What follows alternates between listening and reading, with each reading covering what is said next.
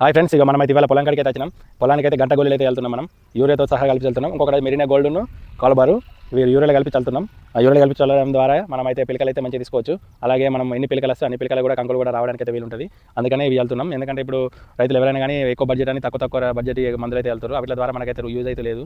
ఇప్పుడైతే మనమైతే ఇవి వెళ్తున్నాం. మన రిజల్ట్ ఎట్లుంటుందో ఒక 15 days వరకు అయితే చూద్దాం. మన ఫుల్ వీడియో అయితే కలిపి ఎట్లా కలుపుతామో చూపిస్తాను నీకు. లాస్ట్ ఫ్రెండ్స్, పొలానికి అయితే మెరీనా గోల్డ్ కాల్బార్ అయితే తీసుకున్నాం. ఇవైతే గంటకైతే మంచిగా పనిచేస్తాయి.